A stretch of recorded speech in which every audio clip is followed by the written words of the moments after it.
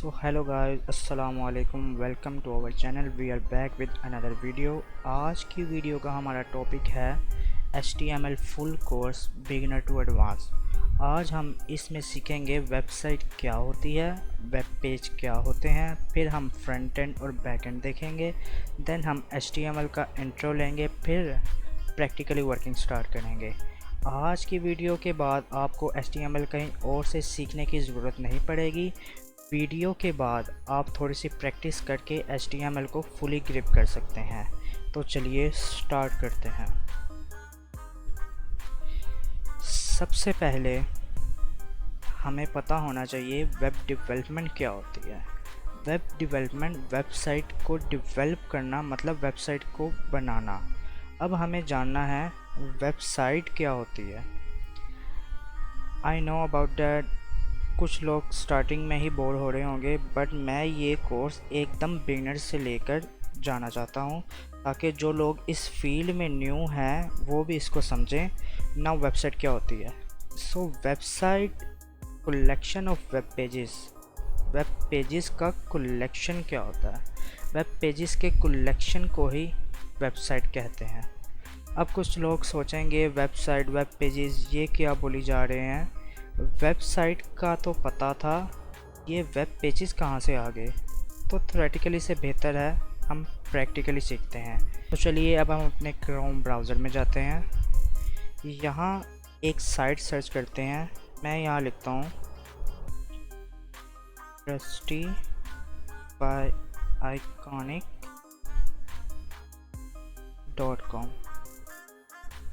अब ये आपके सामने एक वेबसाइट ओपन हो गई है। अब ये वेबसाइट डिफरेंट वेब पेजेस से मिलके बनी है, like home, portfolio, carriers, blog, services, pricing, contacts etcetera. अब यहाँ आपको जो नेम नज़र आ रहा है उसको डोमेन कहते हैं। जैसे कि हर इंसान की पहचान उसका नाम होती है, वैसे ही वेब की पहचान उसकी डोमेन होती है। सो आते हैं आप वेब पेजेस की तरफ। सो वेब पेजेस क्या है? अब मैं पोर्टफोलियो के ऊपर क्लिक करता हूँ तो आपके सामने पेज ओपन हो जाता है, दैट्स कॉल्ड वेब पेज। अब हम डोमेन वाली जगह पे जाएं तो यहाँ पे डोमेन के साथ एक एड्रेस आ गया है, दैट्स कॉल्ड URL। ये डोमेन इंक्रीज़ हो गई है, ये उसका क्या होता है? एड्रेस होता है, एक वेब पेज का एड्रेस होता है। इसको हम कहते हैं URL। URL एक वेब एड्रेस होता है, जैसे हमारे घरों का एड्रेस होता है, सेम वैसे ही वेब पेजेस का एड्रेस होता है। अब किताबी बातों से बाहर निकल के हमें पता चल गया कि वेब पेजेस क्या होते हैं, वेबसाइट्स क्या होती हैं। तो चलिए हम अपनी वापस स्लाइड्स में जाते हैं। अब हम देखते हैं फ्रंट एंड और बैक एंड में क्या डिफरेंट है। तो फ्रंट एंड क्या चीज़ होती है? मतलब कि जो हमें चीज़ नज़र आ रही है इस कॉल्ड फ्रंट एंड। अब लाइक एज एग्जांपल लेते हैं, ये हमारे सामने एक फ्रंट एंड है, ये वेबसाइट का फ्रंट एंड है। इसके अंदर इमेजेस हैं, इसके अंदर कंटेंट है, इसके अंदर बटन्स हैं, ईच एंड एवरीथिंग। अब बैकएंड क्या होता है? बैकएंड का मतलब होता है कि ये चीज़ें कैसे काम करेंगी। लेट्स सपोज कि मैं एक चीज़, एक बटन पे क्लिक करता हूँ, वो बटन मुझे एक फॉर्म डाउनलोड करके दे देता है, या वो बटन मुझे एक मैसेज सेंड कर देता है मेरी मेल पे, दैट्स कॉल्ड बैकएंड। मतलब कि हमने इसके अंदर क्या लॉजिक लगानी है, कैसा डाटा फिलअप करना है, each and everything is called backend. अब फ्रंट एंड के अंदर हमारे पास आता है HTML, CSS, जावास्क्रिप्ट, और बैकएंड के अंदर भी जावास्क्रिप्ट यूज़ होता है। लाइक एज उसके फ्रेमवर्क्स हैं, उसकी लाइब्रेरीज़ हैं, फ्रंट एंड के अंदर भी उसके फ्रेमवर्क्स हैं और लाइब्रेरीज़ हैं। ये आके जाके हम पूरा कोर्स करेंगे तो आप जान जाएंगे कि जावास्क्रिप्ट के अंदर बैकएंड कैसे होता है। और यहाँ पे जैसे एग्जांपल है रूबी, पाइथन, PHP, जावा। अब आते हैं हम अपने मेन टॉपिक पे, जो कि है HTML क्या होता है। ये बेस है वेब डेवलपमेंट का। इसका पूरा नाम है hypertext markup language. HTML file को हम टेक्स्ट फाइल भी कह सकते हैं, जो कि टैग्स को कंटेन करती है। ये सारे टैग्स बिल्ट इन होते हैं जो ब्राउज़र के अंदर पहले से ही डिफ़ाइन होते हैं, किस टैग ने क्या काम करना है। ये टैग्स ब्राउज़र को बताते हैं कि पेज पे क्या डिस्प्ले करना है, कैसे डिस्प्ले करना है। HTML फाइल के साथ हमें एक्सटेंशन यूज़ करनी पड़ती है, लाइक HTML भी कह सकते हैं उसको, HTML भी कह सकते हैं। अब HTML फाइल को हम किसी भी टेक्स्ट एडिटर में यूज़ कर सकते हैं, लाइक जैसे कि हमने अपनी पिछली वीडियो में देखा था VS कोड, उसकी इंस्टॉलेशन, उसके अंदर हमने HTML कोड को रन किया था। अभी तक जिसने वो वीडियो नहीं देखी अभी जाएं वीडियो को देखें, लिंक मैं डिस्क्रिप्शन में दे दूँगा।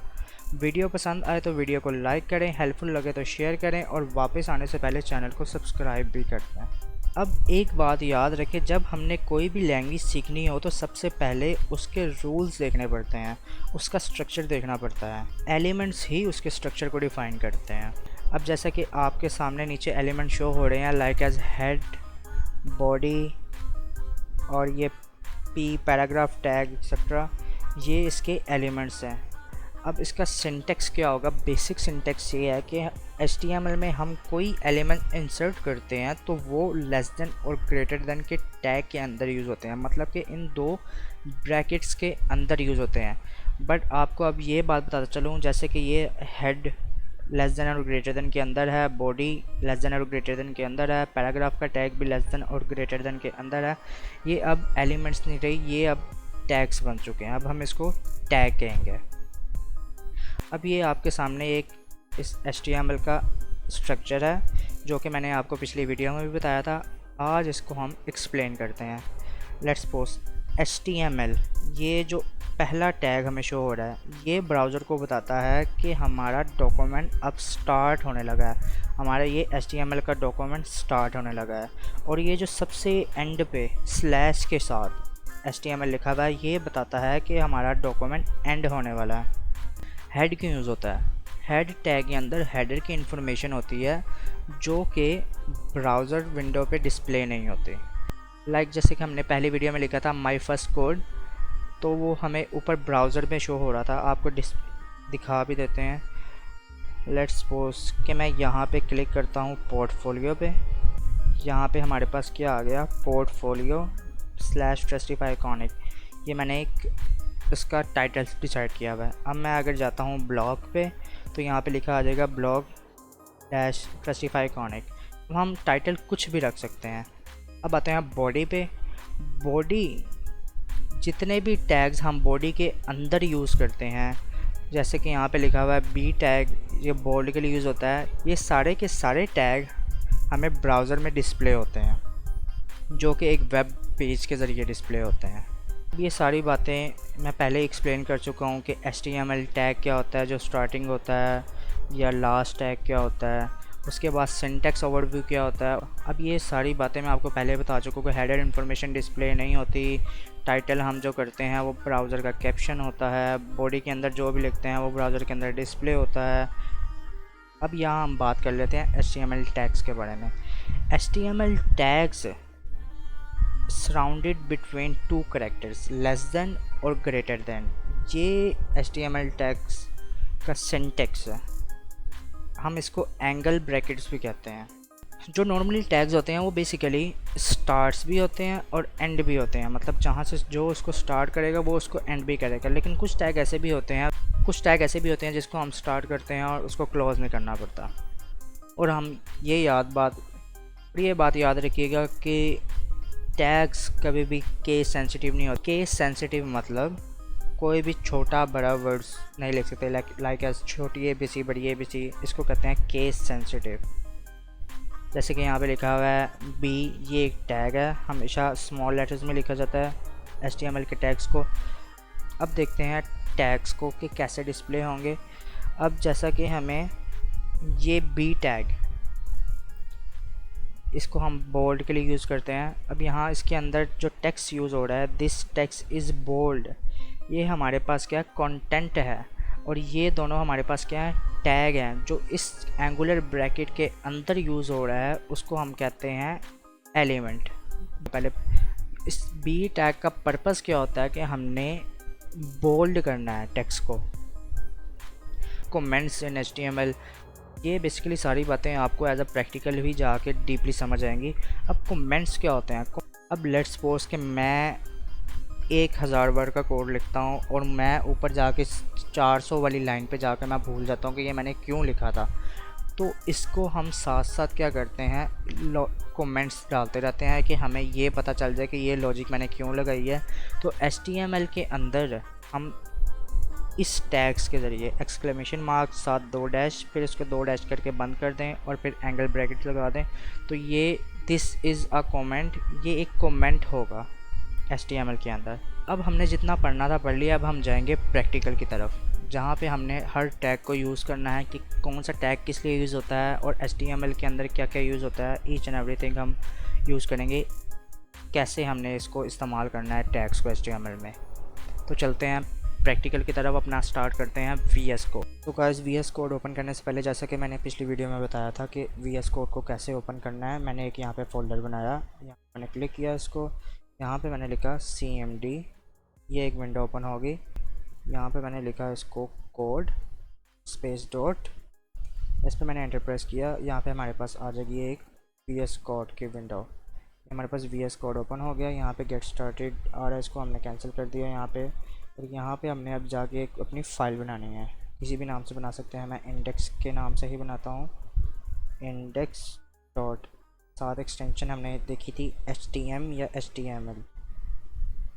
यहाँ पे मैं एंटर प्रेस करता हूँ। यहाँ पे हमने अब इसकी क्या बनानी है, बॉयलर प्लेट। तो बॉयलर प्लेट के लिए हमें क्या करना पड़ता है, शिफ्ट प्लस एक्सक्लेमेटरी मार्क, यहाँ पे हमने एक्सक्लेमेटरी मार्क लगाया, इसको हमने क्लिक किया, या हमारे पास क्या आ गई, बॉयलर प्लेट। हमने ये पहले देख लिया था अपने स्लाइड्स में, इसका बेसिक स्ट्रक्चर जो था उसी को बॉयलर प्लेट कहते हैं। यहाँ पे एक आपके सामने एक न्यू टैग शो हो रहा होगा, डॉक टाइप HTML, ये बेसिकली रिप्रेजेंट कर रहा है कि हमने HTML5 यहाँ पे हम यूज़ कर रहे हैं। और यहाँ पे HTML साथ एक एट्रीब्यूट यूज़ हो रहा है, लैंग इंग्लिश, ये EN का मतलब है इंग्लिश हम यूज़ कर रहे हैं। उसके बाद हेडर के अंदर कुछ टाइटल्स हैं, मेटा टाइटल्स हैं, मेटा डिस्क्रिप्शंस हैं, ये हम आगे जाके यूज़ करेंगे। अब यहाँ पे मैंने टाइटल का बताया था कि टाइटल किसको कहते हैं, हमारे वेब पेज के कैप्शन को।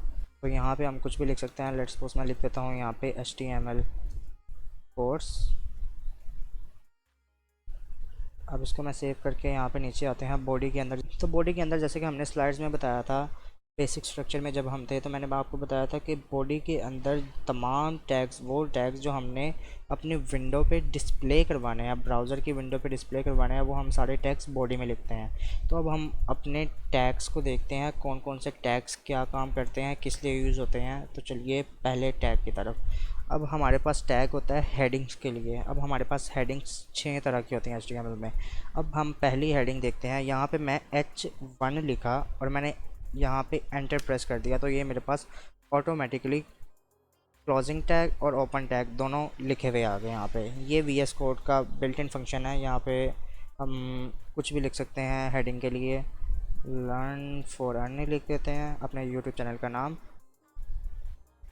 अब मैं इसको सेव करता हूँ। अब लाइव सर्वर का भी मैंने आपको बताया था। तो चलिए, जैसा कि मैंने आपको पिछली वीडियो में बताया था कि यहाँ पे हमने राइट क्लिक किया, यहाँ पे नीचे आ गया open with live server. Open with live server पे हमने क्लिक किया, ये हमारे पास ब्राउज़र में शो हो गया। अब ये हमारे पास हेडिंग शो हो रही है। अब हमारे पास HTML में 6 तरह की हेडिंग्स होती हैं। लेट्स सपोज के मैं इसी को ही नीचे लिख देता हूँ, 2 3 4 5 6। अब ये मैंने कॉपी करके नहीं लिखा, जस्ट ये एक VS कोड का एक शॉर्टकट होता है, ऑल्ट और शिफ्ट को दबा के डाउन एरो की प्रेस करें तो जो ऊपर वाली लाइन होती है वो ऑटोमेटिकली कॉपी होकर नीचे पेस्ट होती रहती है। तो चलिए अब हम इसको रिप्लेस करते हैं अपने हेडिंग से। H2 है यहाँ पे, यहाँ H3 है, यहाँ H4 है, फिर H5।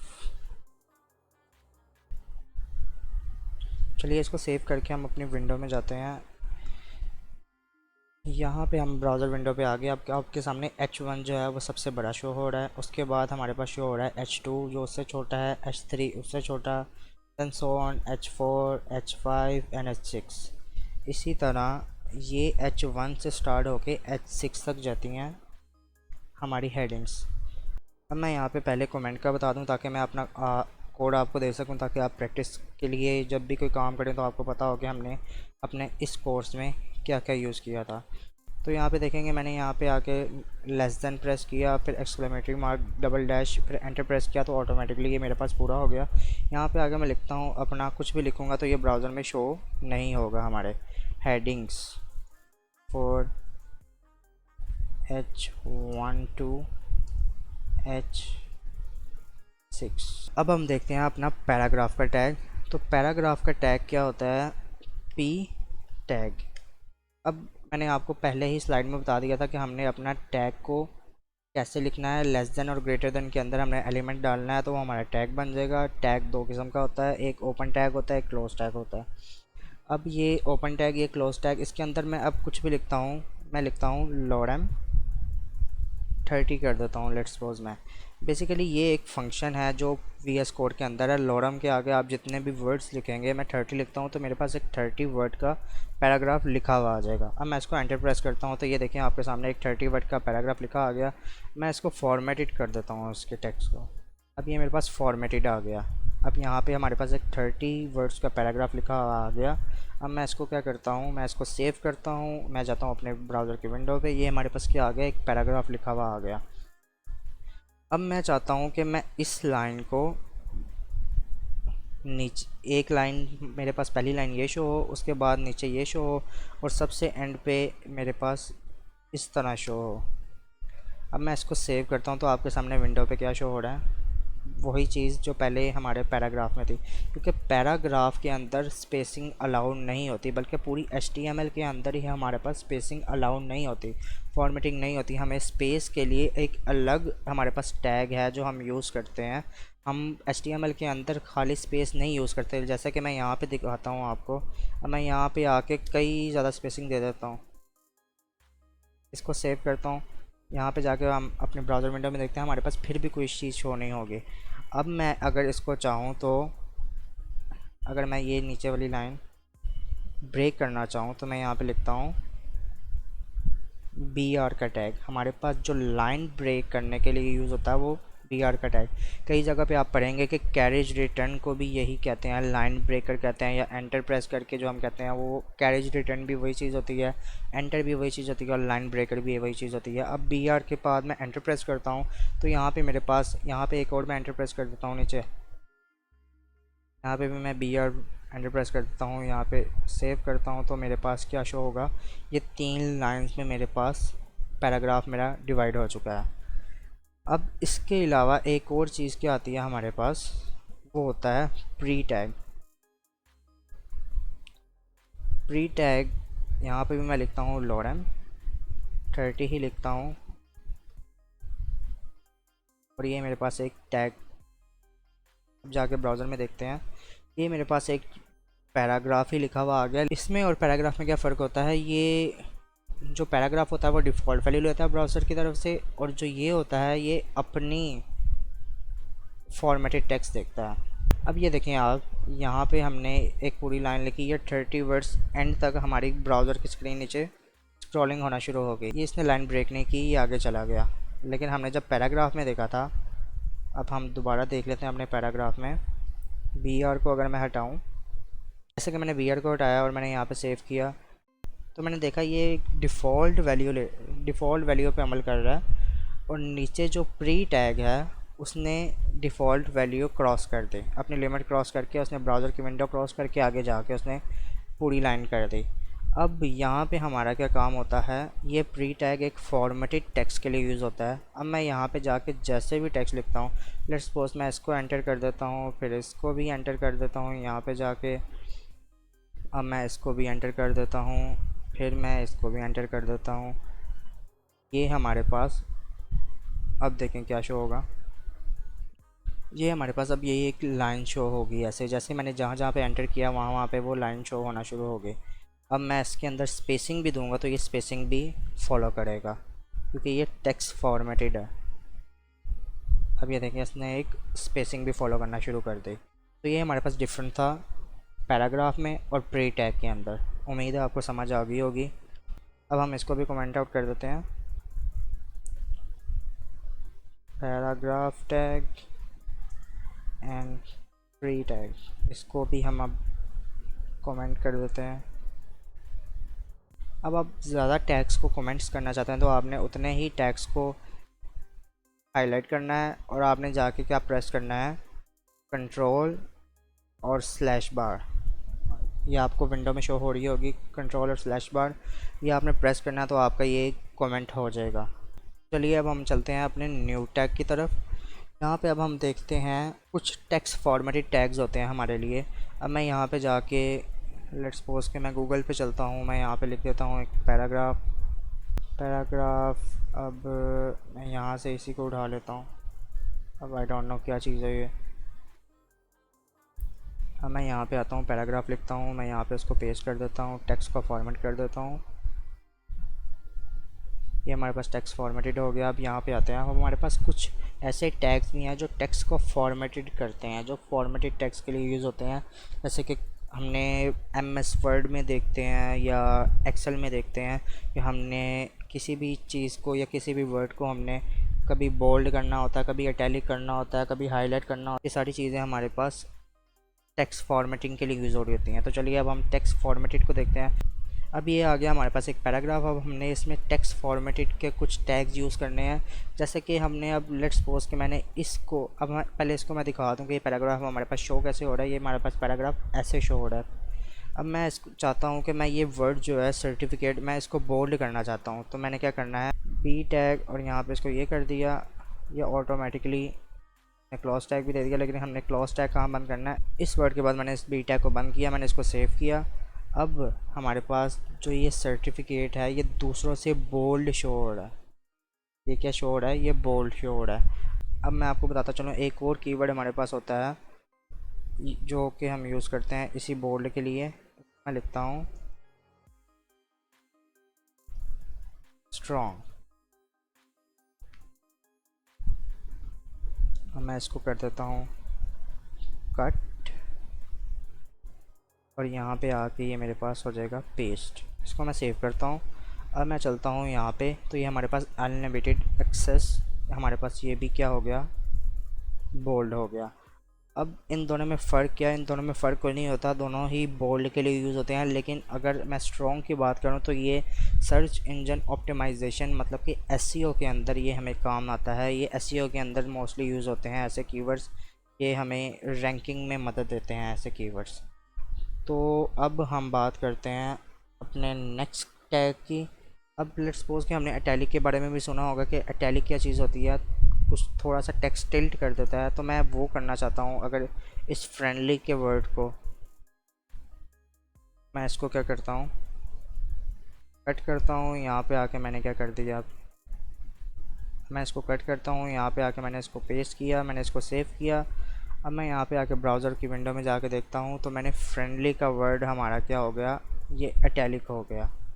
यहाँ पे आपके सामने शो हो रहा होगा। इसी तरह हमारे पास एक और चीज़ होती है। अब मैं यहाँ पे रिज़ल्ट को करना चाहता हूँ। जैसे कि हमारे पास बोल्ड के लिए स्ट्रॉन्ग था, इसलिए इसके लिए हमारे पास एक टैग यूज़ होता है EM टैग। अब मैं यहाँ पे भी इसको कट करके पेस्ट करता हूँ। ये भी हमारे पास किस लिए यूज़ हो रहा है, ये रिज़ल्ट का और ये फ्रेंडली का वर्ड दोनों ही इटैलिक के लिए यूज़ हमारा। लेकिन जो EM का जो हमारा टैग है वो बेसिकली सर्च इंजन ऑप्टिमाइजेशन में हमारे काम आता है। अब हमारे पास, मैं चाहता हूँ कि मैं थोड़ा सा पैराग्राफ और बढ़ा दूँ। मैं लॉरम लिख के ये मैंने इसको क्लिक किया, मैं यहाँ पे इसके फॉर्मेटेड डॉक्यूमेंट में आ गया क्योंकि वो हमारा पैराग्राफ थोड़ा सा कम पड़ रहा था। कई बार हमने देखा होगा कि हम जब भी किसी वेबसाइट पे जाते हैं, कुछ वर्ड छोटे होते हैं, कुछ वर्ड बड़े होते हैं। तो लेट्स सपोज कि मैं इस वर्ड को एक्सप्लोर नाउ को छोटा लिखना चाहता हूँ। तो यहाँ पे मैं आके क्या करूँगा, स्मॉल टैग यूज़ करूँगा। अब मैं यहाँ पे आके स्मॉल का टैग क्लोज किया मैंने। यहाँ पे आके मैं देखता हूँ तो जो एक्सप्लोर नाउ का, ये देखें, बाकी टेक्स्ट से ये जो हमारे पास ये शो हो रहा है, ये एक्सप्लोर नाउ ये स्मॉल शो हो रहा है। अब कई बार हमने वेबसाइट पे देखा होगा कि कुछ ऐसे वर्ड्स भी होते हैं जिस पे डैश का निशान लगा था, मतलब कि टेल का निशान हमें शो हो रहा होता है। या हम कह सकते हैं कि जैसे कि हम अपना कोई भी पैराग्राफ वगैरह या कोई ऐसे लिख रहे होते हैं कि हमारा वर्ड मिस्टेक हो जाती है या कोई हमने वर्ड को रिमूव करना होता है, तो हम उसके ऊपर हाईलाइट कर देते हैं, निशान लगा देते हैं कि ये वर्ड हमने यूज़ नहीं करना। तो हम इस वर्ड को अगर हम चाहें तो अब हम इस वर्ड को देखते हैं कि हमने उसको कैसे लिखना है। अब मैं यहाँ पे लिखता हूँ डेल। ये VS कोड ऑटोमेटिकली फेच कर लेता है सारे टैग्स को, इसीलिए मैंने आपको ये चीज़ सिखाई थी कि VS कोड में हमने काम करना है। यहाँ पे मैं पेस्ट करता हूँ इसको, तो यहाँ पे डेल का वर्ड यहाँ पे हमारे पास शो हो रहा होगा। ये देखें इसने क्या कर दिया, यहाँ पे उसको रिमूव कर दिया। ये बेसिकली रिमूव का इंडिकेटर होता है कि हमने बताना होता है कि ये पैराग्राफ में हमने ये चीज़ रिमूव कर दी है। या कुछ चीज़ ऐसी भी होती है कि लेट्स सपोज के कोई पैराग्राफ होता है या कोई हिस्ट्री होती है, वो हिस्ट्री में से कोई चीज़ हमने गलत लिख दी होती है, उसको रिमूव करना है। या कोई चीज़ अपडेटेड हो जाती है, अब हमने पुरानी चीज़ को रिमूव करके अपडेटेड लिखना है, तो पुरानी चीज़ के अंदर ये लगा सकते हैं। अब मैं अगर इस पूरी लाइन को ही रिमूव करना चाहूँ तो मैं यहाँ पे जाके ये डेल का कीवर्ड उठा के इसको यहाँ पे करके मैं इस पूरी लाइन को ही डेल कर देता हूँ। अब ये हमारे पास पूरी लाइन ही डेल हो चुकी है, वर्ड्स नहीं डेल होते। अब हमने जितने भी अभी तक टैग्स देखे हैं वो हम पूरे के पूरे पैराग्राफ पे भी लगा सकते हैं और एक वर्ड पे लगा सकते हैं। अभी मैं हमारे एक एक वर्ड पे आपको लगा के दिखा रहा हूँ, इसका मतलब ये नहीं है कि हम पैराग्राफ में लगा सकते हैं, हम उसको पैराग्राफ में भी लगा सकते हैं। अब चलते हैं हम अपने नेक्स्ट टैग की तरफ। जैसे कि हमने MS वर्ड में देखा होगा कि हमने कोई वर्ड को हाईलाइट करना हो, कलरफुल करना हो, तो हम उसको क्या करते हैं, हाईलाइट का बटन यूज़ करते हैं उसका। तो हम यहाँ पे अगर मैंने इसको हाईलाइट करना हो तो मैं लिखता हूँ मार्क। यहाँ पे मैंने इसको लिखा, यहाँ पे मैंने इसको लिखा। अब मैं जाके इसको करता हूँ लेट्स सपोज, ये इसने ऑटोमेटिकली बंद कर दिया। अब यहाँ पे जाके हम देखेंगे अपने ब्राउज़र विंडो में, ये देखें इसने हमारे वर्ड्स को हाईलाइट कर दिया। यहाँ पे येलो कलर का जो उसने शो कर दिया, ये इसने हाईलाइट कर दिया हमारे टेक्स्ट को। अब हम देखते हैं अंडरलाइन कैसे कर सकते हैं हम किसी चीज़ को। तो लेट्स सपोज कि मैंने इस चीज़ को अंडरलाइन करना है, तो मैं क्या करता हूँ, यहाँ पे आता हूँ, मैं यहाँ पे आके मैं लिखता हूँ INS को मैंने क्लोज किया, यहाँ से मैंने कट किया और मैंने इसको यहाँ पे आके पेस्ट कर दिया। मैं इसको सेव करता हूँ, यहाँ पे आता हूँ मैं, यहाँ पे आके ये देखें ये मेरे पास ये चीज़ अंडरलाइन हो गई है। ये हमारे 3 वर्ड्स हमारे क्या हो गए, अंडरलाइन हो चुके हैं। अभी तक हमने क्या क्या देख लिया। अभी हमने देखा कि बोल्ड कैसे होता है, इसको स्ट्रॉन्ग और बोल्ड में क्या डिफरेंट है। फिर हमने इटैलिक देखा और EM का टैग देखा। फिर हमने स्मॉल देखा, फिर हमने डेल देखा, फिर INS का टैग देखा, अब और फिर मार्क का देखा। अब हम देखते हैं, अब हमने कई बार मैथमेटिशियन की कुछ इक्वेशन लिखनी होती हैं तो हम कैसे लिखते हैं। अब लेट्स सपोज मैं आपको बताता हूँ, यहाँ पे मैं BR का टैग यूज़ कर लेता हूँ, 2 BR का टैग यूज़ कर लेते हैं। नीचे चलते हैं, अब यहाँ पे हम आते हैं x + y, यहाँ पे अगर हम लिखते हैं 2 और मैं इसको सेव करके स्क्रीन पे जाता हूँ, तो ये देखें हमारे पास x + y का होल स्क्वायर, ये एक फार्मूला जो है हम बचपन से ही पढ़ते आ रहे हैं। अगर हमने इसको HTML में लिखना हो तो हम इसको कैसे लिखते हैं, अगर नीचे वैल्यू लगानी हो हमने तो उसको किस में लिखना है, सब में। अगर मैं लेट्स सपोज के मैंने इसको ऊपर वैल्यू लगानी है, जैसे कि हम पावर लगाते हैं, तो इसको हमने कैसे लिखना है, उसको हमने लिखना है सब में, SUP में। अब मैं इसको सेव करता हूँ, मैं जाता हूँ यहाँ पे, अब मैं जाके यहाँ पे देखें ये हमारे पास सब आ गया, नीचे वैल्यू आ गई, ये हमारे पास सब आ गया, ये वैल्यू हमारे पास ऊपर आ गई। अब चलते हैं नेक्स्ट टैग्स की तरफ। इससे पहले ये सारे टेक्स्ट फॉर्मेटेड जो टैग्स हैं इसको मैं कर देता हूँ कमेंट। अब मैं यहाँ पे आके ऊपर इसको लिख भी देता हूँ टेक्स्ट फॉर्मेटेड टैग्स। ये सारा कोड मैं आपको प्रोवाइड कर दूंगा जिससे आपको हेल्पफुल होगी। जब आपको कोई चीज़ ना समझ आ रही हो तो आप इस कोड को आके देख के समझ सकते हैं। अब हम चलते हैं अपने न्यू टैग की तरफ, जो कि है कोटेशंस के लिए क्या चीज़ यूज़ होती है। अब कोटेशन हमने कई बार देखा होगा कि इन्वर्टेड कोमास में कुछ हमारे पास किसी राइटर का कोई कोट आ गया तो वो एक इन्वर्टेड कोमास के दरमियान लिखा होता है, तो हमने वो लिखना होता है, हम वो कैसे लिखते हैं। अब वो क्यू टैग में यूज़ होता है। अब मैं यहाँ पे लिखता हूँ लॉरम 10, ये इतना सा वर्ड्स आ गया। अब यहाँ पे जाके अगर हम इसको अपने ब्राउज़र की विंडो में देखें तो ये हमारे पास कैसे शो हो रहा है, ये देखें यहाँ पे ये इन्वर्टेड कोमा यहाँ पे भी आ गया, यहाँ पे भी आ गया। ये बेसिकली शो होता है कोटेशंस के लिए। अब मैं इसको दरमियान में लिखना चाहता हूँ, लेट्स सपोज मैं चाहता हूँ कि ये मेरे सेंटर में आ जाए। अब मैं सेंटर का टैग यूज़ करता हूँ और यहाँ पे मैं आके कट करता हूँ, इसको मैं ऊपर लिख देता हूँ। अब ये हमारे पास क्या आ गया, ये सारे का सारा टेक्स्ट हमारे पास सेंटर में आ गया। अब ये हमारा कोड बिल्कुल भी फॉर्मेटेड नहीं है, पहले इसको फॉर्मेटेड कर लें। इसके बाद हम चलते हैं अपने नेक्स्ट टैग की तरफ। अब हमने कई बार देखा होगा कि कुछ हमारे पास एक वर्ड लिखा होता है, उसके स्टैंड को हमने देखने के लिए हम उसके वर्ड पे क्लिक करते हैं तो हमारे पास क्या शो हो जाती है, एक पॉपअप शो हो जाता है जिसके ऊपर उसका पूरा नाम लिखा होता है। कि लेट्स सपोज हम यहाँ पे देख लेते हैं ABBR, यहाँ पे मैं लिखता हूँ हाइपर टेक्स्ट मार्कअप लैंग्वेज। अब यहाँ पे मैं लिखता हूँ HTML। इसको मैंने सेव किया। अब हम जाते हैं अपने विंडो में, वहाँ पे देखते हैं। अब ये देखें, ये हमारे पास एक वर्ड शो हो रहा है। अब मैं इसको क्या करता हूँ, इसके ऊपर मैं अगर जाता हूँ, होवर करता हूँ, तो ये हमारे पास एक क्या चीज़ शो हो रही है, एक पॉपअप हमारे पास आ गया जो हमें बता रहा है हाइपर टेक्स्ट मार्कअप लैंग्वेज, मतलब कि ये हमें इसका स्टैंड बता रहा है। हमारे पास जो नेक्स्ट टैग है वो हमारे पास है एड्रेस का टैग, वो भी हम देख लेते हैं। अब हमारे पास एक एड्रेस का टैग आएगा, यहाँ पे मैं जाकर लिखता हूँ let's suppose house number 1, PR tag use किया, जौहर टाउन लाहौर। फिर मैं BR का टैग यूज़ करता हूँ, उसके बाद मैं लिख देता हूँ नीचे पोस्टल कोड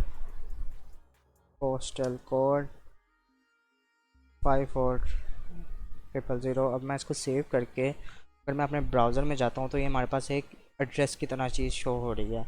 अब ये अगर हम वैसे ही, आप सोच रहे होंगे कि अगर ये टेक्स्ट हम एड्रेस का ना लगाएं, अगर हम वैसे ही लिख दें तो वैसे भी शो होगा, लेकिन उसका टेक्स्ट का टेक्स्ट की फॉर्मेशन चेंज हो जाएगी। अब मैं इस टैग को हटा के दिखाता हूँ।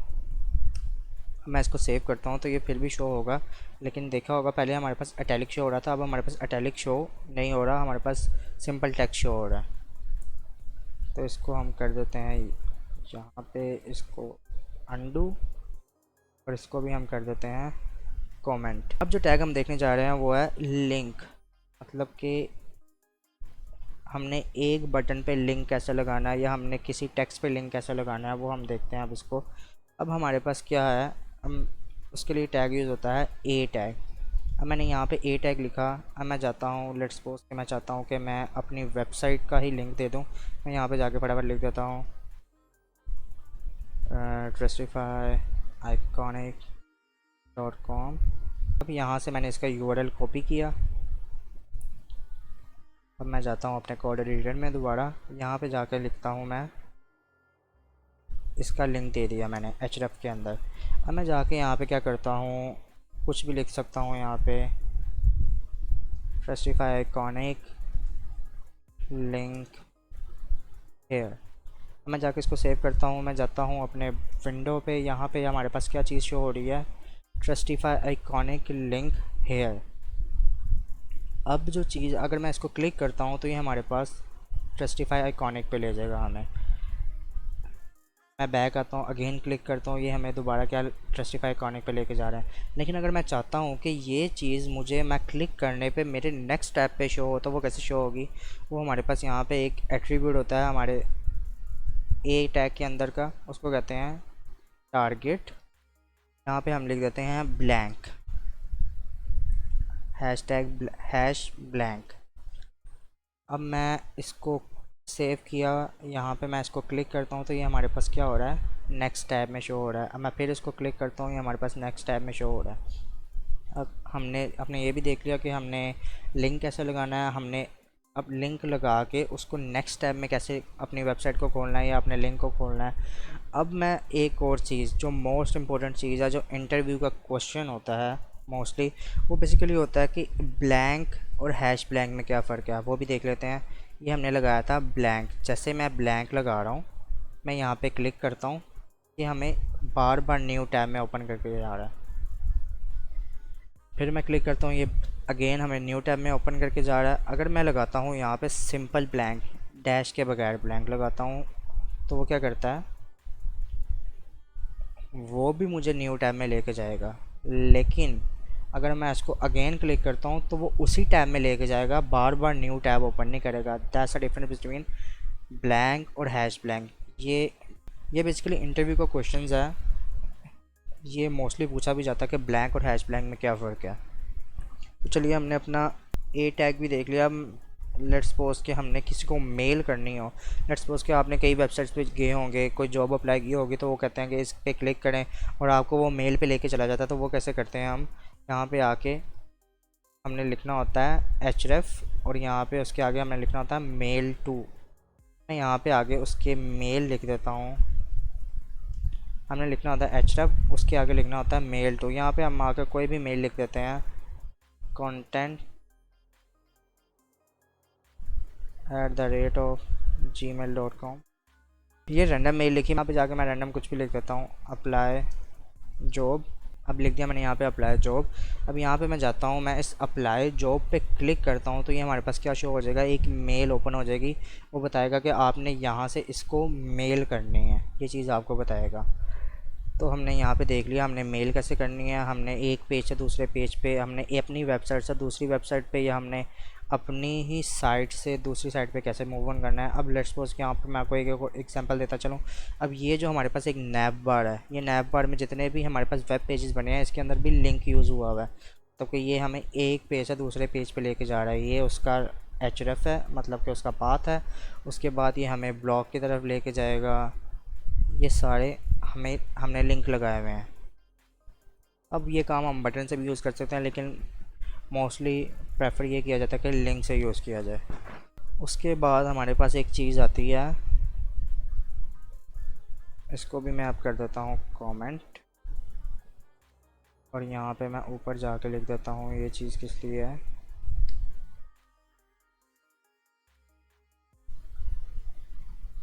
लिंक्स।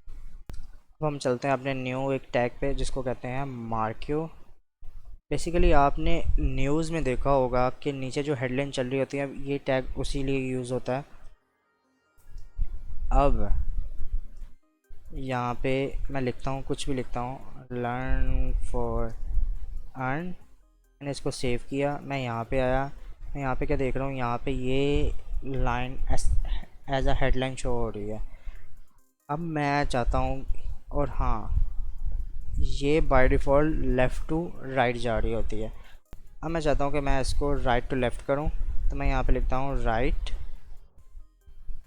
इसको सेव किया।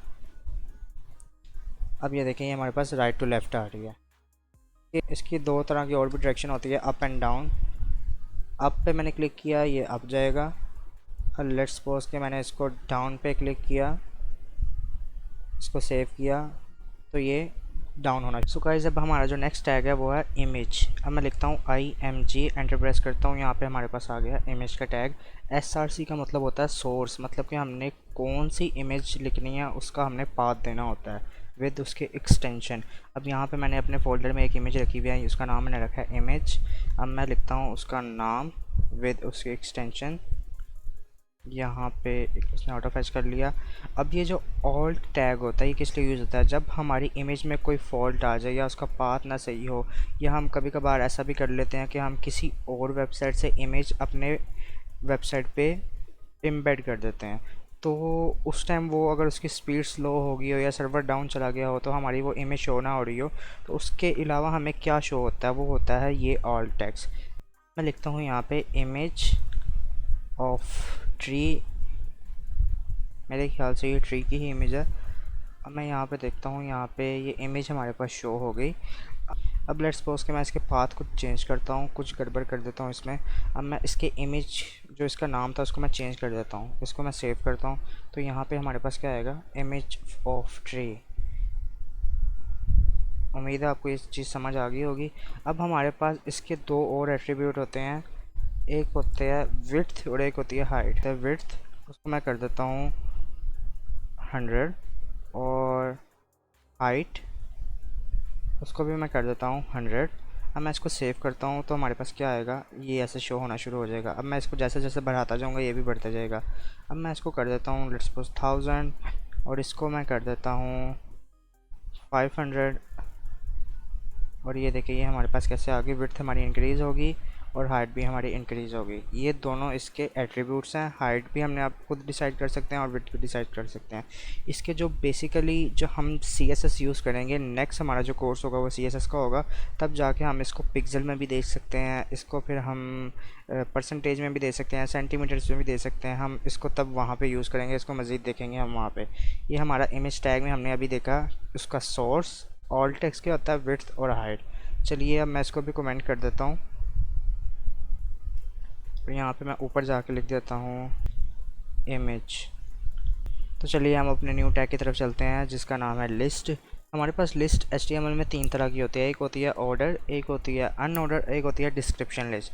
हमने जैसे कि वेबसाइट्स पे देखा होगा या आपने किसी भी PDF में देखा होगा, कहीं भी देखा होगा, तो हम जब एक लिस्ट बनाते हैं उसको हम कैसे डिफाइन करते हैं, 1 2 3 या बुलेट फॉर्म बना देते हैं या कुछ कोई भी निशानी वगैरह रख देते हैं उसकी। और उसके बाद या एक हम जब कभी रेस्टोरेंट में जाते हो तो वहाँ पर एक डिस्क्रिप्शन लिस्ट आ जाती है। तो हम वो देखते हैं हम वो कैसे बना सकते हैं ये तीनों लिस्ट। चलिए सबसे पहले हम देखते हैं अपनी अनऑर्डर लिस्ट। अनऑर्डर लिस्ट के लिए हमें लिखना पड़ता है सबसे पहले UL, इसको एंटर प्रेस किया, ये होती है अनऑर्डर लिस्ट। अब मैंने यहाँ पे लिखा LI, इसको एंटर प्रेस किया, यहाँ पे लिखा मैंने 1। अब मैंने फिर एंटर प्रेस किया, दोबारा लिखा LI, इसको कर दिया 2। अब मैं इसको ऑल्ट शिफ्ट दबा के डाउन की दबाता हूँ तो इसको अगेन 3 4 देख लेते हैं हम। मैं लिखता हूँ यहाँ पे 3, यहाँ पे आ गया 4। इसको मैंने सेव किया और मैं जाता हूँ अपने ब्राउज़र में। अब ये देखिए जो हमारे पास आ गई है इसको कहते हैं अनऑर्डर लिस्ट। ये बुलेट फॉर्म में है, इसका कोई ऑर्डर नहीं है। अब हम जाते हैं ऑर्डर लिस्ट देखना चाहते हैं अगर हम, तो हम ऑर्डर लिस्ट कैसे देखेंगे। हम ऑर्डर लिस्ट के लिए हमें लिखना पड़ता है OL, एंटर प्रेस किया मैंने। अब यहाँ पे जैसे मैंने ऊपर लिखा था यहाँ पे LI फिर LI फिर LI, अगर मैं चाहूँ तो मैं इसको LI स्टैटिक का मार्क यहाँ पे मैं लिखता हूँ यहाँ पे 5। ये हमारे पास 5 LI बन जाएंगी जैसे कि आपको शो हो रहा है। अब यहाँ पे मैं लिखता हूँ 1, कुछ भी लिख सकते हैं आप, 2 3 4 एंड 5। इसको मैंने सेव किया, मैं जाता हूँ अपने ब्राउज़र में। यहाँ पे देखें ये हमारे पास अनऑर्डर थी जो बुलेट फॉर्म में थी, ये ऑर्डर है 1 2 3 4 5, ये ऑर्डर के पे है। अब हम चलते हैं अपने डिस्क्रिप्शन लिस्ट की तरफ। उसको हम लिखते हैं DL। उसके अंदर हमने जो हमारी टर्म होती है उसको सबसे पहले हमें डिफ़ाइन करना पड़ता है। लेट्स सपोज मैं कहता हूँ उसको करते हैं हम डिफ़ाइन DT के साथ और मैं यहाँ पे लिखता हूँ कॉफ़ी। अब मैं इसके टैग को डिस्क्राइब करता हूँ, इसको करते हैं DD से। अब मैं यहाँ पे लिखता हूँ हॉट एंड कोल्ड कॉफ़ी। अब मैं इसको सेव करता हूँ। ये देखिए हमारे पास पहले कॉफ़ी आया, फिर उसके बाद थोड़ी सी स्पेस छोड़ के हॉट एंड कोल्ड कॉफ़ी। अगर मैं इसको एक और बना देता हूँ, लेट्स सपोज कि यहाँ पे मैं एक ही DD से बना DL से बना लेता हूँ मिल्क। उसको भी मैं सेव ही ना लेता, तो यहाँ पे बस मिल्क चेंज कर देता हूँ, हॉट एंड कोल्ड मिल्क। अब मैं इसको देखता हूँ यहाँ पे, ये देखिए हमारे पास यहाँ पे कॉफ़ी, इसकी कैटेगरी क्या है, इसके पास मिल्क, इसकी कैटेगरी क्या है। जिस तरह हम रेस्टोरेंट वगैरह में जाते हैं वहाँ पे लिखा होता है बारबेक्यू आ गया उसकी कैटेगरीज़, फिर अब पिज़्ज़ा उसकी कैटेगरी, उसकी टाइप्स क्या क्या हैं। इसी तरह ये डिस्क्रिप्शन लिस्ट होती है। अब मैं इसको भी कमेंट कर देता हूँ और ऊपर मैं जाके लिख देता हूँ इसका लिस्ट ऑल टाइप्स।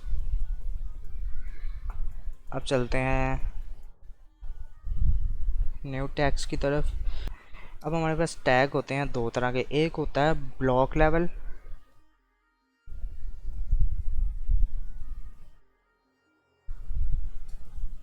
और एक होता है इनलाइन।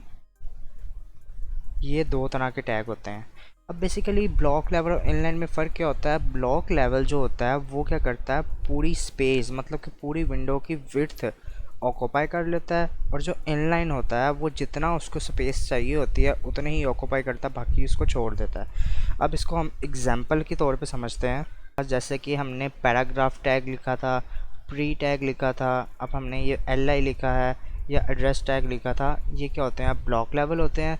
और इनलाइन में क्या होता है, अगर मैं कहूँ कि लिंक का जो टैग था, उसके बाद मैं कहूँ कि ABBR एब्रीवेशन का जो टैग था, बी टैग था, इमेज टैग था, ये जो होते हैं ये होते हैं इनलाइन। मतलब कि इनको जितनी स्पेस चाहिए होती है उतनी रखते हैं, बाकी दूसरे के लिए छोड़ देते हैं। अब एग्जांपल के तौर पे देखते हैं। मैं लिखता हूँ यहाँ पे पैराग्राफ, यहाँ पे मैं लिखता हूँ लॉरम 20, एंटर प्रेस किया, इसको मैं कर देता हूँ फॉर्मेटेड, जल्दी से फॉर्मेटेड कर देते हैं। अब यहाँ पे जाके इसको मैं सेव करता हूँ, तो यहाँ पे हमारे पास क्या आ रहा है, ये ब्लॉक और इनलाइन एलिमेंट, चलो देख लेते हैं। ये इसने हमारी पूरी जगह ऑक्यूपाई कर लिया। अब मैं यहाँ पे जाके अगर लेट्स सपोज के मैं नीचे एक और लिखता हूँ पी टैग, और मैं वहाँ पे लिखता हूँ लॉरम 10, तो ये जो टैग है ये हमें नीचे शो होगा, नीचे वाली लाइन में आएगा, ना कि यहाँ से ये स्टार्ट हो जाता, क्योंकि इसके पास ये इतनी जगह पड़ी हुई थी, यहाँ से स्टार्ट नहीं होता। इसको कहते हैं ब्लॉक लेवल एलिमेंट। इसने पूरी विड्थ ऑक्यूपाई कर ली। जब दूसरा टैग आया तो उसने उसको स्पेस नहीं दी और वो नीचे वाली लाइन में लिखा गया। अब इसकी ये हो गया हमारे पास ब्लॉक लेवल एलिमेंट। आपको ये तो समझ आ गया होगा। अब लेट्स सपोज मैं आपको बताता हूँ इनलाइन क्या होता है। अब ए टैग है, अब यहाँ पे मैं लिख देता हूँ कुछ भी, HTTP, ऐसे छोड़ देता हूँ इसको मैं, और यहाँ पे मैं लिख देता हूँ HTML। मैंने इसको सेव किया, ये हमारे पास क्या आ गया। अब मैं पहले यहाँ से ये ब्लॉक और इनलाइन हटा देता हूँ। अब मैंने इसको सेव किया, यहाँ पे आ गया HTML, ये हमारा एक लिंक लग गया। अब मैं इसको अगर लेट्स सपोज के मैं एक और लिंक लगाता हूँ यहाँ पे लिख देता हूँ CSS, जो हम अगला कोर्स है हमारा। अब यहाँ पे जाके मैं देखता हूँ, ये देखें यहाँ पे हमारे पास CSS लिखा आ गया। अब जितनी इसको जगह चाहिए थी इस लिंक को इसने ली, और आगे फिर इसने जगह फ्री छोड़ दी। अब जब अगला टैग लगाया उसने जगह यहाँ पे देखी फ्री है, उसने यहाँ पे जाके अपना टेक्स्ट पेस्ट कर दिया। ये होता है इनलाइन और ब्लॉक लेवल एलिमेंट में डिफरेंट। अब हम देखते हैं अपना कंटेनर्स को। कंटेनर्स क्या होते हैं? अब हमारे पास दो तरह के कंटेनर्स होते हैं, एक होता है डिव और एक होता है स्पैन। डिव जो होता है वो ब्लॉक लेवल एलिमेंट होता है, और स्पैन जो होता है वो इनलाइन एलिमेंट होता है। अब हम देख लेते हैं यहाँ पे। अब लेट्स सपोज कि मैं यहाँ पे ए टैग ही लिख लेता हूँ, यहाँ पे मैं कुछ भी लिख लेता हूँ, यहाँ पे HTML अगेन लिखते हैं, इसको सेव करते हैं, और यहाँ पे मैं आता हूँ, ये हमारे पास HTML आ गया। अब इसको मैं बाहर आया, यहाँ पे मैं अगेन जिस तरह पीछे हमने लिखा था यहाँ पे आके अब मैं CSS लिखता हूँ, इसको सेव किया मैंने। अब ये यहाँ पे नहीं आएगा, अब ये नीचे आ गया। जो HTML का टैग था जो हमने डिव के अंदर लिखा था, उसने अपनी पूरी स्पेस ऑक्यूपाई कर ली और CSS को नीचे पेस्ट करवा दिया। अब जो डिव जो होता है वो होता है ब्लॉक लेवल एलिमेंट। जैसे मैंने आपको पहले बता दिया ब्लॉक लेवल एलिमेंट क्या होता है। ब्लॉक लेवल एलिमेंट अपनी पूरी विड्थ ऑक्यूपाई कर लेता है, अपनी पूरी विड्थ की स्पेस ऑक्यूपाई कर लेता है। अब यहाँ पे अगर मैं जाता हूँ, इसको मैं बंद करता हूँ, नीचे चलता हूँ, इसको भी कमेंट कर देता हूँ मैं। अब मैं नीचे जाके स्पैन देखते हैं। अब हम देखते हैं स्पैन क्या होता है। स्पैन एक इनलाइन एलिमेंट है। अब यहाँ पे आके मैं अगर इसको करूँ, अगेन वही चीज़ करूँ, ए, यहाँ पे आके मैं लिखता हूँ अतीक, किसी का नाम लिख देता हूँ लेट्स सपोज वैसे ही। अब मैं अगेन यहाँ पे नीचे आके मैं लिखता हूँ ए टैग, और यहाँ पे मैं लिख देता हूँ इसको अब्दुल, और मैंने इसको सेव किया। अब यहाँ पे आगे हमारे पास सेम आ जाएगा। ये जहाँ पे इसको जितनी इसके स्पेस ऑक्यूपाई चाहिए तो इसने वो कर लिया ऑक्यूपाई, और उसके बाद उसने आगे अगले को पेश कर दिया। ये होता है ब्लॉक लेवल और इनलाइन के अंदर डिफरेंस। अब मैं इसको भी कमेंट कर देता हूँ। हम देखते हैं अपना नेक्स्ट टैग जो है एक टेबल। आपने देखे होंगे, बुक्स में भी टेबल देखे होंगे, या आपने देखा होगा कि किसी भी वेबसाइट पे, वेब पेज पे एक टेबल टाइप सा बना होता है। हम अब वो टेबल बनाना देखते हैं। टेबल बनाने के लिए हमें सबसे पहले चाहिए होता है टेबल का ही टैग। अब मैं टेबल का टैग लिखता हूँ यहाँ पे, उसके अंदर मैं लिखता हूँ, उसके अंदर हमें रो, आपने देखा होगा टेबल रो और कॉलम पे डिपेंड करता है, हॉरिजॉन्टल और वर्टिकल। अब यहाँ पे हम सबसे पहले एक रो बनाते हैं, टी आर का मतलब होता है टेबल रो। इसको मैंने एंटर प्रेस किया। टेबल के अंदर सबसे पहले ऊपर हेडिंग आ रही होती है, सबसे पहली रो होती है वो होती है हेडिंग की। अब मैं यहाँ पे लिखता हूँ टी एच। यहाँ पे टी एच में अंदर लिखा, मैंने उसका नाम लिख देता हूँ यहाँ पे नेम। और मैं अगेन इसी रो में हूँ तो मैं लिखता हूँ यहाँ पे अगेन एक टी एच। मैं लिख देता हूँ क्लास, कोई कॉलम रखते हैं बस सिंपल। अब मैं जाता हूँ, मैं इसको सेव करता हूँ। यहाँ पे हमारे पास क्या आ गया, एक नेम आ गया, एक क्लास आ गया। आप सोच रहे होंगे इसका बॉर्डर नहीं लगा, लगाते हैं बॉर्डर। पहले हम इसका देख लें, इसके अंदर डाटा फिलअप कर लें। अब मैं एक और रो बनाता हूँ। अब मैं लिखता हूँ अगेन टी आर। अब मैं इसके अंदर टी एच नहीं लिखूँगा क्योंकि हमने हेडिंग पहले यूज़ कर लिया। अब हम लिखेंगे डाटा लिखने के लिए टी डी। डाटा लिखने के लिए क्या यूज़ होता है, टी डी। अब नेम के अंदर मैं लिख देता हूँ अतीक। अगेन मैं इसके अंदर लिखता हूँ उसकी, हमने दो ऊपर हेडिंग्स बनाई थी, दो कॉलम बने हुए हैं हमारे, तो हम देखते हैं अगेन टी डी लिखता हूँ यहाँ पे। उसकी क्लास क्या होगी, उसकी क्लास लिख देते हैं, एम एस सी लिख देते हैं। अब इसको मैं सेव करता हूँ, ब्राउज़र में जाते हैं। यहाँ पे हमारे पास एक अतीक आ गया, एक यहाँ पे एम एस सी आ गई। मैं इसको अगेन कॉपी करके पेस्ट करता हूँ नीचे और थोड़ा सा चेंज कर लेते हैं। यहाँ पे लिख देते हैं अब्दुल और यहाँ पे नीचे लिख देते हैं एम एस सी ही ठीक है। या इसको थोड़ा सा और बढ़ा देते हैं, M S C I T कर देते हैं। इसको हमने सेव किया, यहाँ पे आके ये एक नेम आ गई, क्लास आ गया। ये हमारे पास एक टेबल है, ये रो, दूसरी रो, तीसरी रो, ये दो कॉलम बन गए। अब हमने इस पर बॉर्डर लगाना हो तो हम बॉर्डर कैसे लगाते हैं, लिखते हैं यहाँ पे बॉर्डर और यहाँ पे लिख देता हूँ मैं 1 पिक्सल सॉलिड ब्लैक। इसको मैंने सेव किया, मैं यहाँ पे आता हूँ, ये हमारे पास बॉर्डर लग गया इसका। अब अगर मैं चाहता हूँ कि ये जो डबल लाइन शो हो रही है यहाँ पे, ये जो डबल लाइन शो हो रही है ये हमें सिंगल ही शो हो, तो यहाँ पे मैं क्या करता हूँ, अब मैं इसमें थोड़ी सी CSS यूज़ करूँगा। जो अगला हमारा कोर्स है वो CSS पे ही होगा। अब हमने CSS 3 तरह की होती है, एक होती है इनलाइन, एक होती है इंटरनल, एक होती है एक्सटर्नल।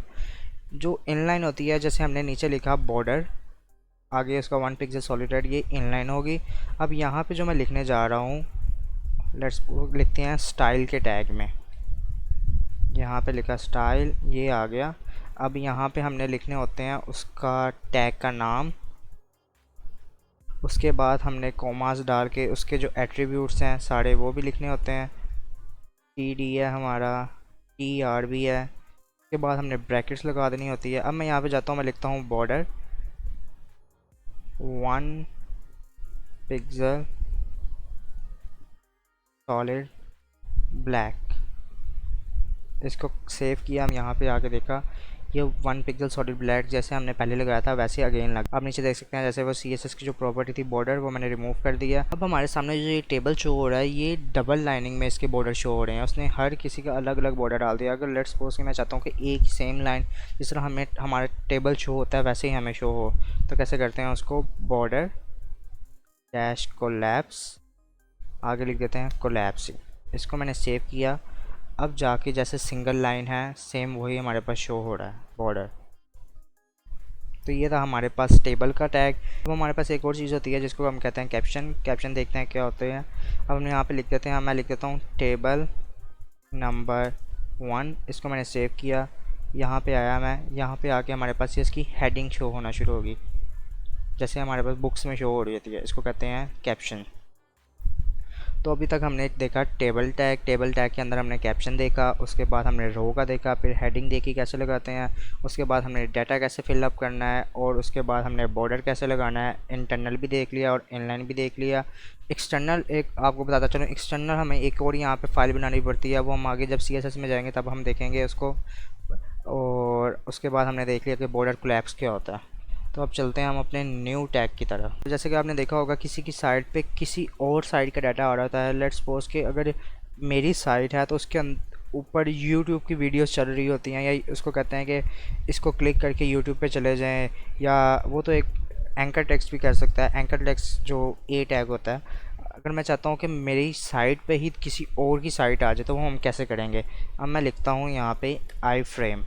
उसके लिए टैग यूज़ होता है आई फ्रेम मैंने यूज़ किया। यहाँ पे आके मैं लिख देता हूँ, यहाँ पे अपना ट्रस्टिफाई आइकॉनिक का लिंक दे देता हूँ मैं यहाँ पे, और यहाँ पे आके मैं इसकी ये फ्रेम बॉर्डर ख़त्म कर देता हूँ। फ्रेम बॉर्डर भी इसकी एक प्रॉपर्टी है। लेट्स सपोज के मैं इसको 10 कर देता हूँ, और यहाँ पे आके मैं इसको कुछ भी नहीं करता, यहाँ पे आके मैं इसको सेव करता हूँ। तो हम चलते हैं अपनी विंडो की तरफ। अब यहाँ पे देखें, यहाँ पे आके इसने हमारे पास एक हमारी ही साइट शो करवा दी, ट्रस्टिफाई आइकॉनिक। अब यहाँ पे इसने पूरी की पूरी साइट ही एम्बेड कर दी। हमने अपने वेब पेज पे किसी और की वेबसाइट एम्बेड करवा दी। ये किसके ज़रिए हमने करवाई? ये हमने करवाई आई फ्रेम टैग के ज़रिए। तो अब हम चलते हैं अपने न्यू टैग की तरफ। मैं कोर्स थोड़ा सा लंबा हो रहा है मेरा, मैं इसको चाहता हूँ कि जल्दी जल्दी वाइंड अप करूँ ताकि आप इसको सीखें, इस पर प्रैक्टिस करें, हम अगले न्यू कोर्स की तरफ जाएं, CSS की तरफ। अब इसके बाद हम देखते हैं ऑडियो और वीडियो टैग को। ऑडियो, यहाँ पे लिखता हूँ मैं ऑडियो,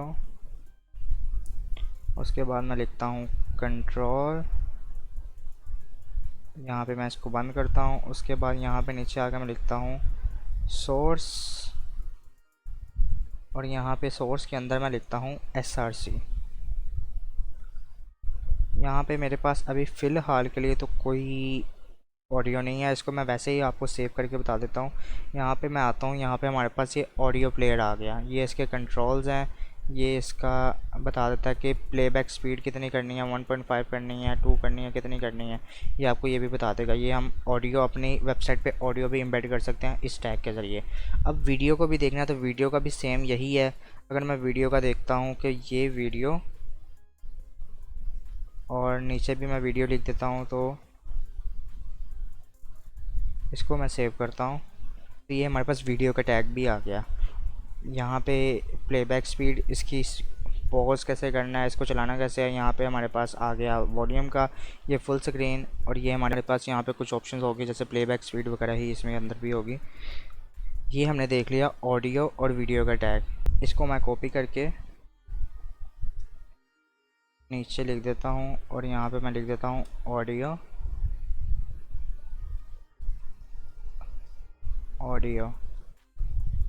और यहाँ पे मैं इसको कर देता हूँ कमेंट, ताकि आपको याद रहे कि ये किस लिए हमने यूज़ किया था।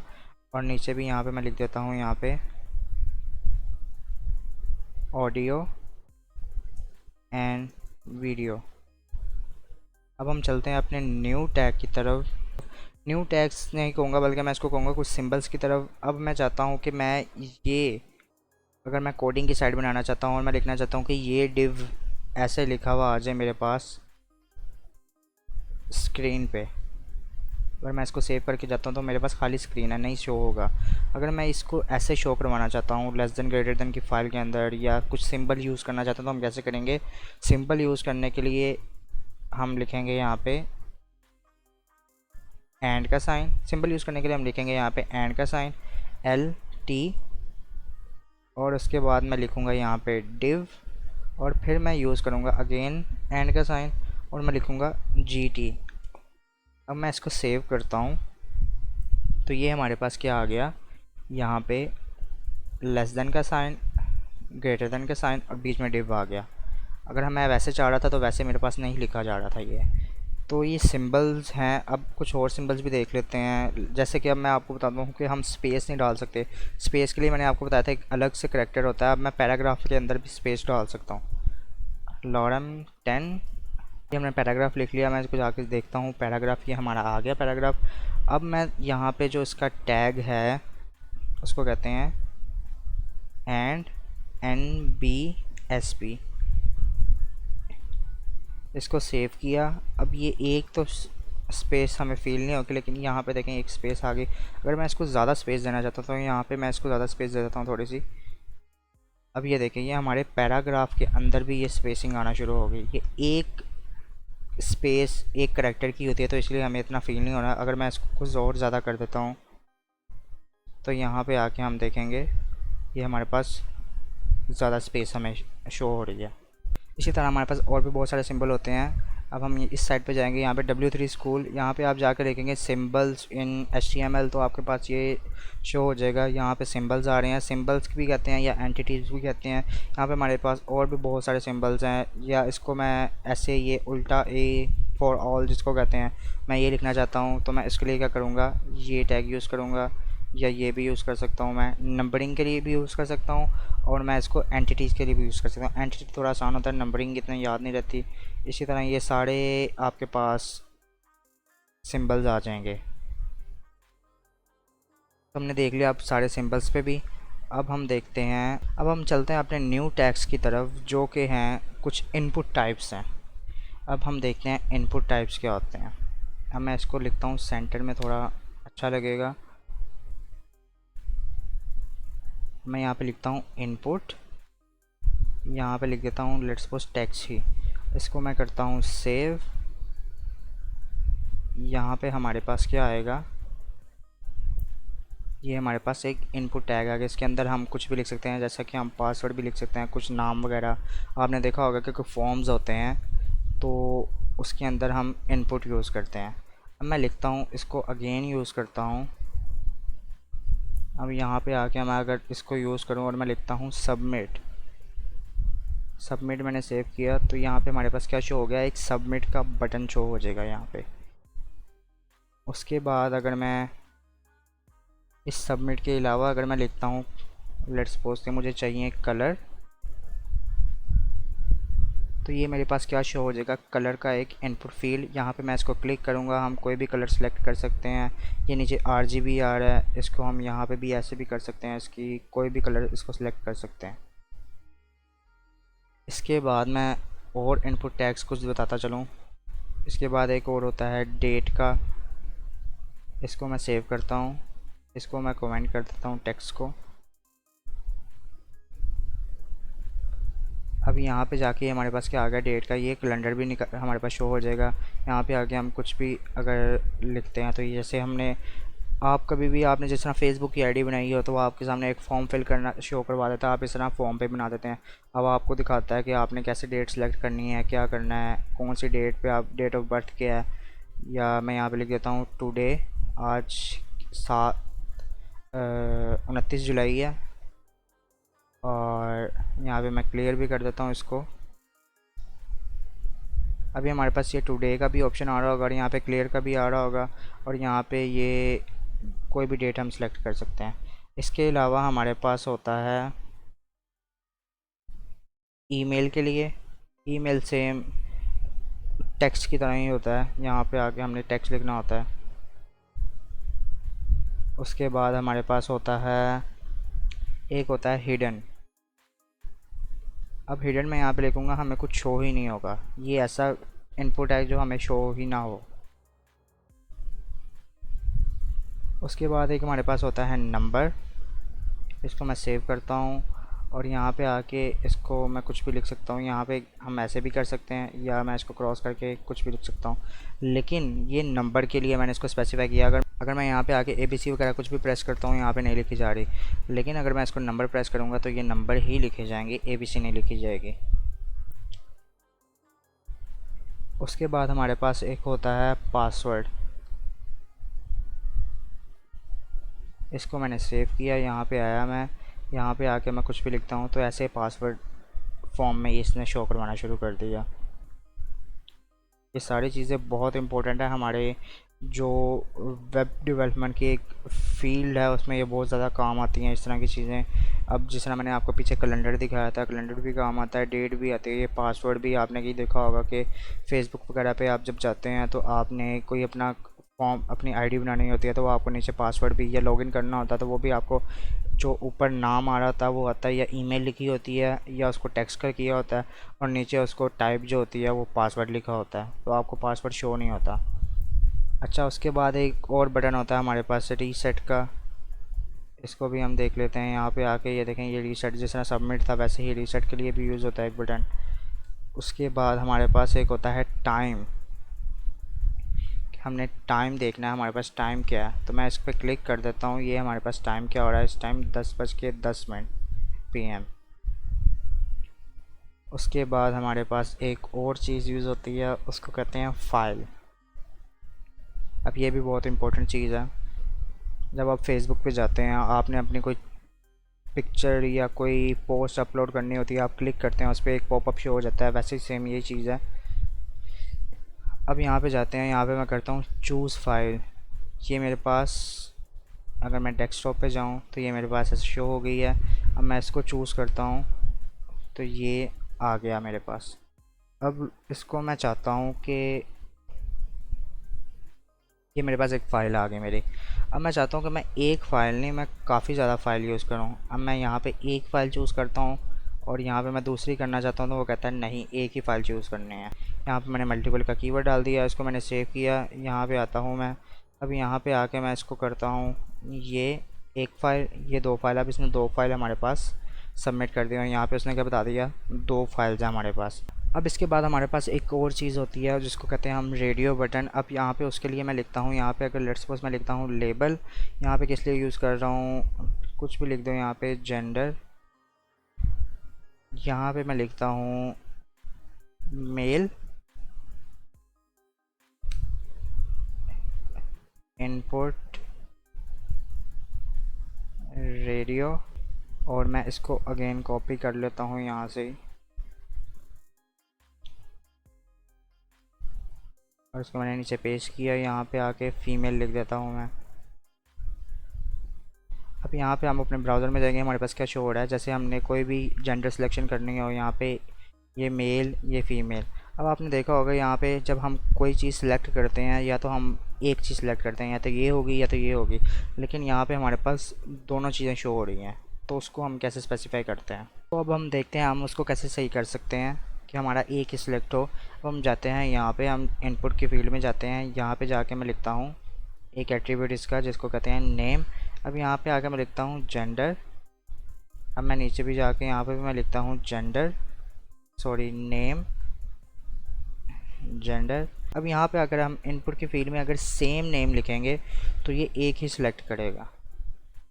यहाँ पे देखें ये जेंडर, यहाँ पे या तो फीमेल आएगा या अब मेल आएगा। अगर मैं इसको जाके इसके नाम चेंज कर देता हूँ, यहाँ पे लेट्स सपोज के मैं ये कर देता हूँ और उसके मैं जब जाता हूँ तो यहाँ पे फिर अगेन ये दो ही सेट करेगा। इसका नेम सेम रखेंगे तो ये एक ही सेट करेगा। अब इसके अलावा एक और होती है इनपुट चेकबॉक्स। अगर मैं इसको सेव करता हूँ, मैं जाता हूँ यहाँ पे, ये हमारे पास ये शो हो गया। ये होती है चेक बॉक्स, जो बॉक्स के अंदर टिक यूज़ करता है, चेक लगा देता है। ये हमारे पास हो गए सारे इनपुट के टैग्स। मज़ीद और भी कुछ टैग्स होंगे जो आप सर्च करके देख सकते हैं, लेकिन जो मोस्ट इम्पोर्टेंट टैग्स हैं मैंने सारे आपको बता दें, तकरीबन मैंने आपको सारे ही टैग्स बता दिए हैं। सो गाइस, अब तक हमने इनपुट की सारी टाइप्स देख लिया। अब हम देखते हैं इनपुट के एट्रीब्यूट्स कौन कौन से होते हैं जो मोस्ट इंपॉर्टेंट है। अब यहाँ पे इनपुट अगर मैं लिखता हूँ इनपुट, यहाँ पे टेक्स्ट आ गया। अब हमने यहाँ पे इसको जाके मैं देखता हूँ, अब कई बार ऐसा होता है कि इनपुट को मुझे कभी छोटा करना पड़ता है। लेट्स सपोज कि मैंने इसकी विड्थ कम करनी है या ज़्यादा करनी है, तो वो कैसे कर सकता हूँ, लिखना पड़ता है यहाँ पे साइज़, एंटर प्रेस कर दें। यहाँ पे लिख दें लेट्स सपोज कि आप 10, तो आपको ये 10 डिजिट्स का शो करवा देगा। यहाँ पे आ गई इसकी 10 डिजिट्स तक शो हो गया। अगर मैं इसको बढ़ा देता हूँ, लेट्स सपोज कि मैं कर देता हूँ 40 और सेव कर देता हूँ, तो यहाँ पे मेरे पास 40 डिजिट्स शो होंगे। एक और हमारे पास एट्रीब्यूट होता है जिसको कहते हैं हम ऑटो फोकस। अगर मैं इसको सेव करता हूँ, यहाँ पे जाता हूँ, तो ये ऑटोमेटिकली यहाँ पे कर्सर ले आया मेरा यहाँ पे। अगर मैं इसको हटा के आपको दिखाऊँ, इसको मैंने सेव किया, यहाँ पे लेके आया, तो यहाँ पे कर्सर नहीं लेके जाएगा, हमें कर्सर खुद लेके जाना पड़ता है। लेकिन अगर मैं करता हूँ ऑटो फोकस, को सेव किया मैंने यहाँ पे, तो ये ऑटोमेटिकली यहाँ पे हमारे फील्ड के अंदर कर्सर लेके चला जाएगा। अब यहाँ पे एक मोस्ट इम्पोर्टेंट होता है जिसको हम कहते हैं प्लेस होल्डर। यहाँ पे आके हम आगे इसके लिखते हैं कुछ भी, चलें कुछ भी लिख देते हैं। अब मैं जाके यहाँ पे देखता हूँ, यहाँ पे हमारे पास वैसे लिखा आ गया कुछ भी। अगर मैं यहाँ पे लिखना शुरू करता हूँ तो वो ख़त्म हो जाएगा। ये भी जैसे हम जाते हैं वहाँ पे फेसबुक पे, तो वहाँ पे लिखा होता है first name, second, last name, या पासवर्ड वगैरह इस तरह लिखा हुआ आ रहा होता है, तो हम इसको कैसे लिख सकते हैं, प्लेस होल्डर के ज़रिए। तो इसकी और भी कुछ एट्रीब्यूट्स होते हैं जो आप सर्च करके देख सकते हैं, लेकिन जो मोस्ट इम्पोर्टेंट है वो मैंने आपको बता दी है, जो मोस्टली यूज़ होते हैं वो यही हैं। अब मैं इसको भी कर देता हूँ कमेंट। अब हम जाते हैं अपने न्यू टैग की तरफ, जिसको कहते हैं टेक्स्ट एरिया। इसको मैंने सेव किया, यहाँ पे कॉपी किया। अब यहाँ पे जाता हूँ मैं, लेट्स सपोज, तो ये हमारे पास क्या आ गया, एक टेक्स्ट एरिया। यहाँ पे आके हम कुछ भी टेक्स्ट लिख सकते हैं अपना, तो ये नीचे ऐसे आता रहेगा आता रहेगा। हम इसको छोटा भी कर सकते हैं, बड़ा भी कर सकते हैं। अगर मैं यहाँ पे जाता हूँ, यहाँ पे हमने उसको पहले बताया हुआ है कितना शो होना है। अगर मैं यहाँ पे जाके उसको कहता हूँ 100 कॉलम्स, 100 ही या 50 रोज़ कर देते हैं, तो हमारे पास इसकी हाइट बढ़ जाएगी। ये हमारे पास 100 हो गया और ये 50 रोज़ हो गए हमारे पास। अब लेट्स सपोज कि मैं चाहता हूँ कि ये जो मैं इसको ऑटो रिसाइज कर रहा हूँ ये मैं ख़त्म कर दूँ, तो मैं कैसे कर सकता हूँ, वो CSS की एक प्रॉपर्टी है। अब वो लिख के देख लेते हैं CSS की क्या प्रॉपर्टी है। यहाँ पे जाके इस टेबल वाले को मैं एंड कर देता हूँ जो हमने टेबल के लिए लगाया था। अब CSS की एक प्रॉपर्टी है हमारे पास टेक्स्ट एरिया, यहाँ पे लिखता हूँ मैं टेक्स्ट एरिया। यहाँ पे CSS की प्रॉपर्टी रिसाइज नन, तो ये हमारे पास अब क्या आ जाएगा, अब ये रिसाइज नहीं होगा, तो मैं कम कर देता हूँ 10 10।